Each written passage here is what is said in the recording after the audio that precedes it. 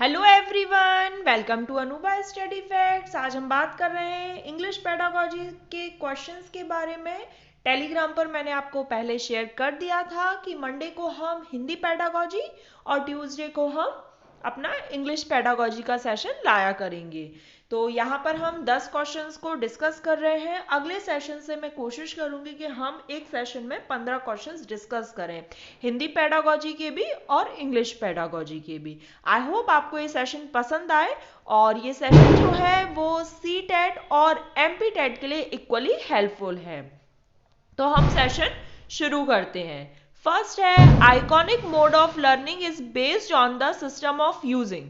तो जो iconic mode of learning है ये किस पर काम करता है, किस पर बेस्ड है? Different types of graphs, a variety of activities, symbols या फिर images and diagram.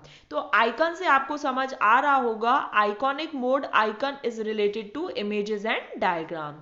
Next question है which one of the following help in learning the second language without using the printed text. मतलब जिस language में हम learn करना चाहते हैं सेकेंड लैंग्वेज में, विदाउट यूजिंग, हम प्रिंटेड टेक्स्ट को यूज किए हम कैसे उस चीज को लर्न कर सकते हैं? Situational approach, natural approach, language immersion या फिर ग्रामर ट्रांसलेशन मेथड। तो नेचुरल अप्रोच, नेचुरल अप्रोच वो है, डायरेक्ट मेथड भी बोल सकते हैं हम इसको, जिसमें हम डायरेक्टली सेकेंड लैंग्वेज के बारे में यूज करते हैं। मतलब हम यहाँ पर ट्रांसलेट नहीं करते हैं, जो हमें सीखना है हम उसी लैंग्वेज का यूज करते हैं।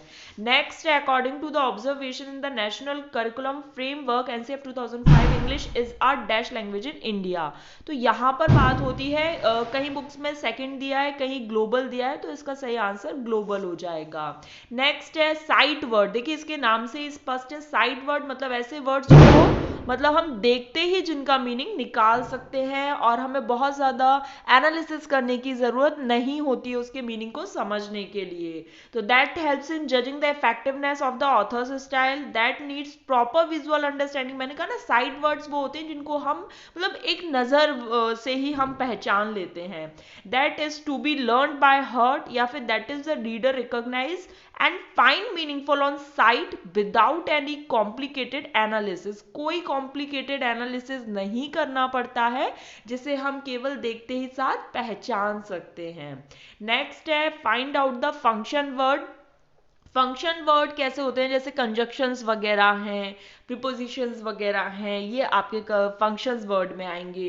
तो यहाँ पर देखिए एंड क्या है? कंजक्शन है, तो and is a function word हो जाएगा। ठीक है। नेक्स्ट है home language is in dash in a natural way, learn, taught, promoted, acquired। तो होम लैंग्वेज है तो इसे तो लर्न करने की जरूरत नहीं है, तो एक्वायर्ड हो जाती है। मतलब एक हिंदी में हमने पढ़ा था ना, अधिगम और अर्जन। तो लर्न इज अधिगम एंड एक्वायर्ड इज अर्जन। तो जो होम लैंग्वेज होती है उसे हम अर्जित करते हैं, एक्वायर करते हैं।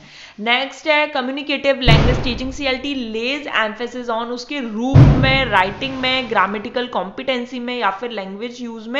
तो ये फॉर्म में यूज होती है। किस एम्फेसिस किस पर प्रभाव डालती है? फॉर्म पर। CLT communicative language teaching. Next है असेसमेंट इज, असेसमेंट क्या है? प्रोसेस ओरिएंटेटेड है या फिर both process and product oriented है या फिर जजमेंटल है या फिर प्रोडक्ट है। तो असेसमेंट क्या होता है? प्रोसेस एंड प्रोडक्ट दोनों प्रकार का होता है।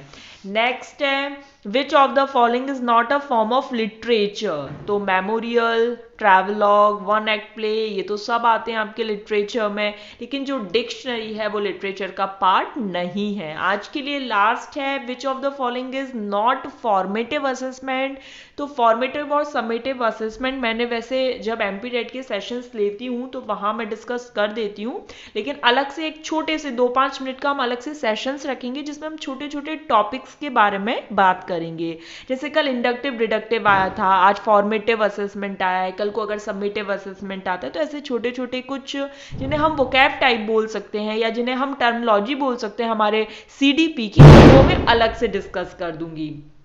तो टर्म एंड जो होता है ये समेटिव होता है, फॉर्मेटिव में आपको फीडबैक दिया जाता है, और जो उसी के दौरान ड्यूरिंग वाली बात आती है तो फॉर्मेटिव में। लेकिन टर्म एंड जैसे जो जिन्हें हम एनुअल एग्जाम बोलते हैं, साल में लास्ट में होते हैं, एक बार होते हैं, तो टर्म एंड जो है वो समेटिव असेसमेंट का पार्ट है। तो गाइज यहाँ पर हमारा सेशन कंप्लीट होता है। 10 क्वेश्चन हमने डिस्कस कर लिए। अगले सेशन से मैं कोशिश करूंगी कि 15 क्वेश्चन हम एक सेशन में डिस्कस करें। जैसा कि मैंने कहा था 5 मिनट के ये सेशन में हम ऑलमोस्ट 10 क्वेश्चंस को डिस्कस कर लिया करेंगे, तो टाइम भी वेस्ट नहीं होगा और अच्छे से आपका यहां पर पूरे कंसेप्ट अच्छे से क्लियर होते जाएंगे। तो नेक्स्ट सेशन में मिलेंगे। Thanks for watching this video.